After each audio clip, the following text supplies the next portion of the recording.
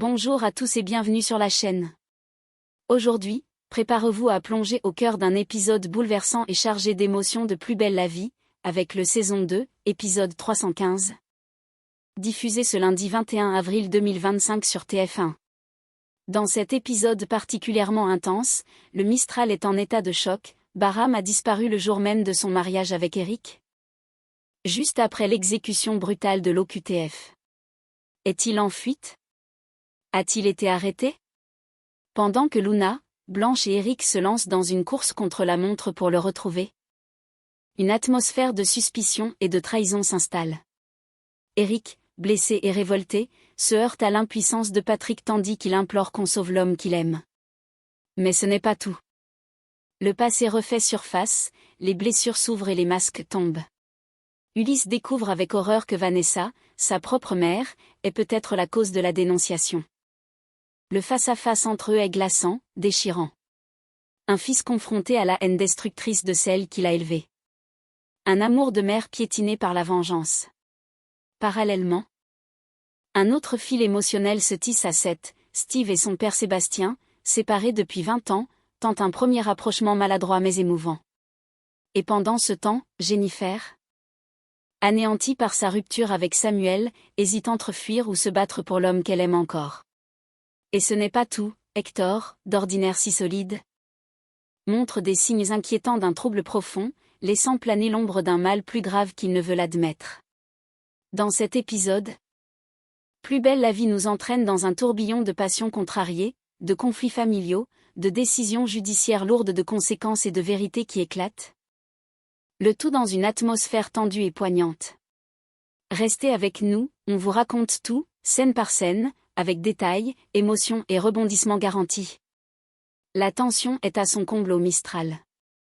Bahram a disparu, laissant derrière lui une onde de choc. Le jour même de son mariage avec Eric, alors que l'exécution de l'OQTF a brisé la fête, l'époux fraîchement uni s'est volatilisé. Luna et Blanche, inquiètes, le cherchent partout, sillonnant les rues, passant des appels, interrogeant les voisins, mais aucune trace de Bahram. L'angoisse monte.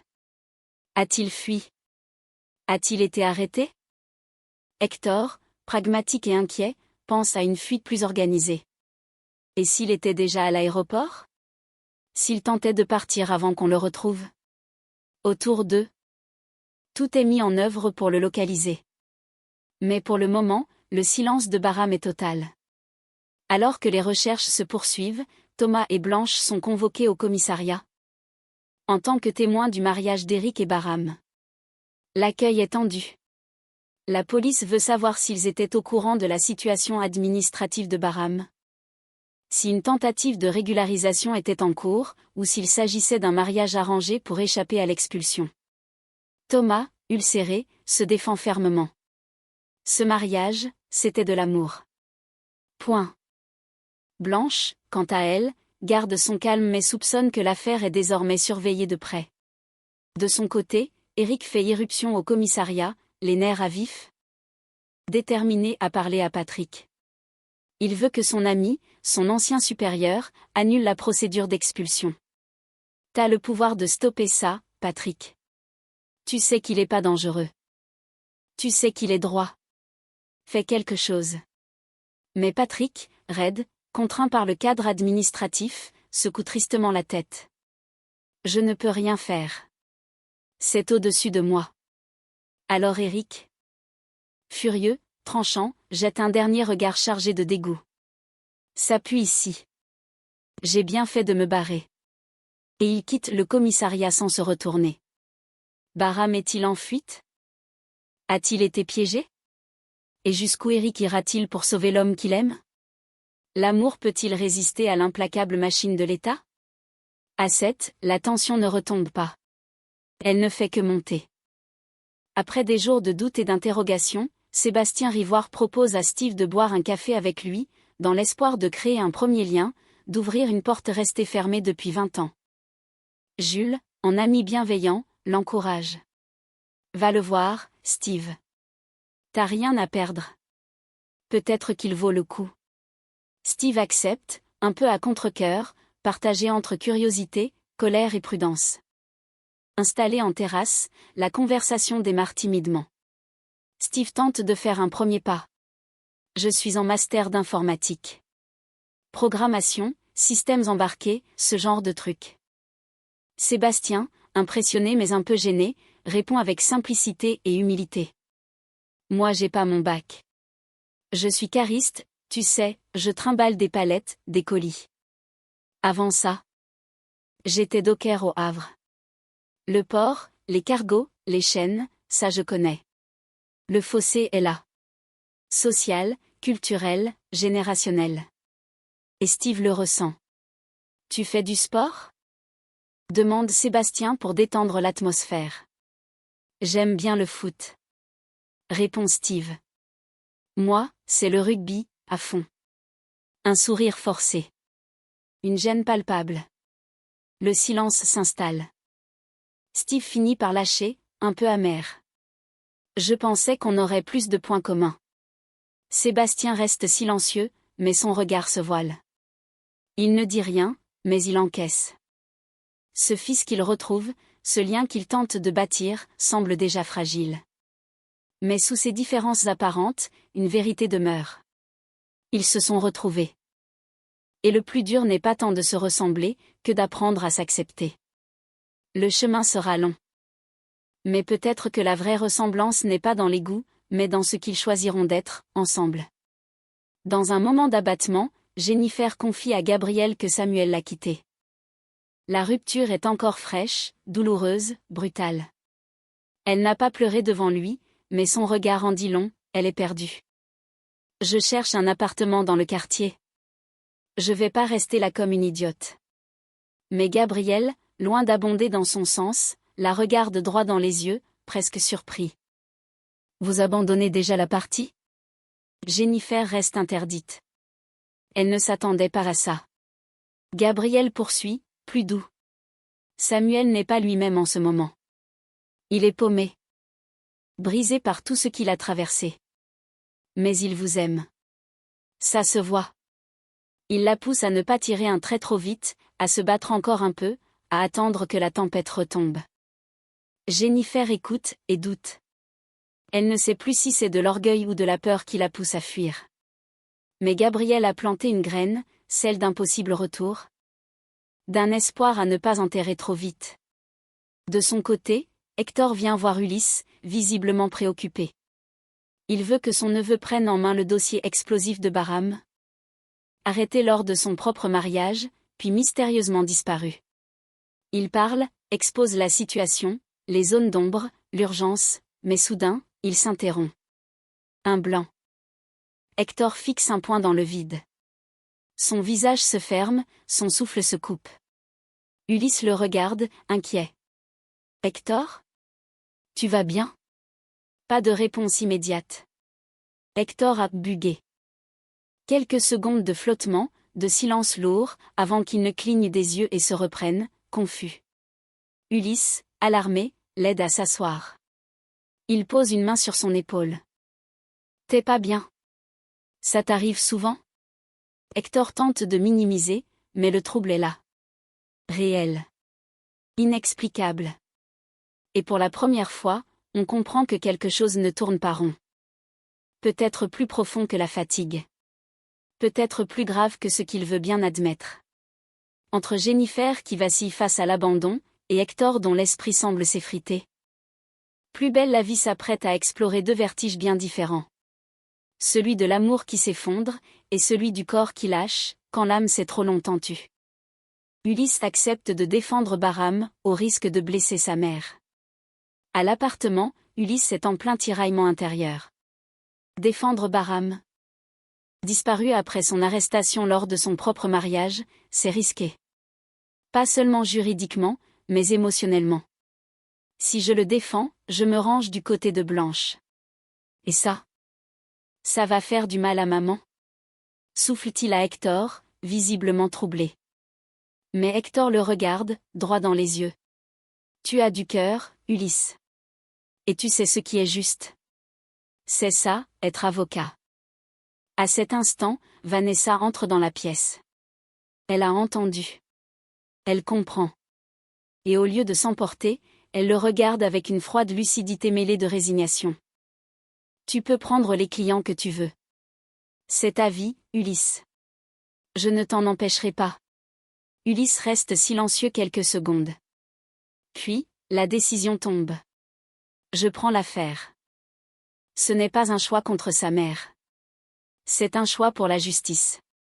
Et c'est peut-être aussi le début de l'indépendance véritable d'Ulysse Kepler.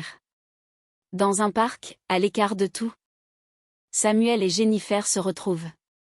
Leurs regards se croisent, chargés d'émotions, de non-dits, de manques. Samuel parle le premier, la voix brisée. C'est parce que je t'aime, que je t'ai quitté. Jennifer reste figée. Mais il poursuit, sincère. Je broie du noir, je suis pas bien. Et je veux pas te faire de mal. Je veux pas t'entraîner là-dedans. Jennifer approche, bouleversée, mais déterminée. Et dans le silence qui suit, leurs lèvres se retrouvent. Un baiser sincère, profond, presque désespéré. Ils s'aiment. C'est indéniable. Mais l'amour suffira-t-il à tenir face à la douleur, à l'instabilité de Samuel, à la peur de tomber ensemble? Plus belle la vie explore ici la frontière entre sacrifice et courage. Que ce soit dans l'amour ou dans l'engagement professionnel. Et chaque personnage, à sa façon, est confronté à une vérité simple. Parfois, aimer, c'est aussi décider. Quitte à tout perdre. À la résidence Masalia, Sébastien Rivoire débarque, le visage fermé mais le ton posé. Il retrouve Steve, et sans détour, lui livre ce qu'il a sur le cœur. Je vais rentrer en Moselle. J'ai l'impression que t'as pas envie de me connaître. Et je veux pas t'imposer ma présence. Steve, un peu pris de court, le regarde longuement. Il ne sait pas encore comment gérer cette relation. Ce père surgit de nulle part, mais il comprend qu'il ne veut pas couper ce fil si vite. Finalement, dans un élan spontané, il propose une partie de cartes. Apolline et Jules les rejoignent. Et autour de ce jeu simple, presque enfantin, une complicité naît. Pas encore celle d'un père et d'un fils, mais celle de deux hommes qui décident de faire un pas l'un vers l'autre. Un moment suspendu, plein de promesses timides, où l'histoire familiale semble prête à s'écrire à nouveau. Pendant ce temps, Eric, toujours sans nouvelles de Bahram, partage un verre avec Luna. Il est tendu, inquiet, mais déterminé à le retrouver. Selon les dernières pistes, Bahram serait dans un centre de rétention. Eric serre les dents. Il doit se sentir comme un fantôme. Souffle-t-il. En parallèle, Hector et Blanche, qui mènent leur propre enquête, reçoivent la confirmation que la dénonciation du mariage ne vient pas d'un agent municipal. C'est donc un appel anonyme qui a déclenché l'OQTF, brisant le mariage d'Eric et Bahram. Un appel venu de l'ombre. Quelqu'un a voulu détruire ce bonheur. Mais qui? Et pourquoi? Par jalousie? Par vengeance? Ou pire, par idéologie? La vérité commence à émerger. Mais les blessures sont encore vives. Bahram est peut-être enfermé quelque part. Eric est prêt à tout pour le sortir de là. Et au cœur du Mistral? Les langues pourraient bien commencer à se délier. Dans l'ombre de ces manigances, Vanessa pensait encore tout contrôler. Manipuler, calculer, éliminer dans le silence. Mais le masque est tombé. Et cette fois, c'est son propre fils, Ulysse, qui vient lui faire face. Il arrive chez elle, le regard dur, chargé de colère et de tristesse mêlée. Plus rien de l'avocat élégant, du fils poli. C'est un homme blessé qui vient exiger des réponses. Je sais que c'est toi qui as dénoncé Bahram et Eric. Tu l'as fait en connaissance de cause, tu savais que Bahram risquait d'être expulsé. Emprisonné, peut-être même condamné à mort. Et tu l'as fait quand même. Vanessa ne nie pas. Le ton est froid, tranchant. Elle ne cherche plus à se justifier avec des demi-vérités. J'ai fait ce que j'avais à faire. Je ne pouvais plus rester là à les regarder se pavaner. J'ai pensé à moi. À ce que j'avais perdu. À Hector. Et puis, elle lâche ce qui, pour elle, est une évidence crue. Le but, c'était de faire tomber Blanche. Elle m'a tout pris. L'homme que j'aimais. Je voulais qu'elle paie. Mais ce que Vanessa ne mesure pas encore, c'est le prix de sa haine. Car cette fois, c'est son propre fils qu'elle perd. Ulysse reste figé, profondément esséuré. Son regard est dur, brûlant. Ses mots sont secs, définitifs. Tu t'acharnes sur Blanche. Tu salis un mariage, tu piétines un amour, tu risques la vie d'un homme, pour une vengeance personnelle. Tu te rends compte de ce que tu es en train de devenir? Il marque une pause, la fixe droit dans les yeux. Avec toutes tes bassesses, tes trahisons, ta haine, tu ne fais pas tomber Blanche, tu détruis ta propre famille.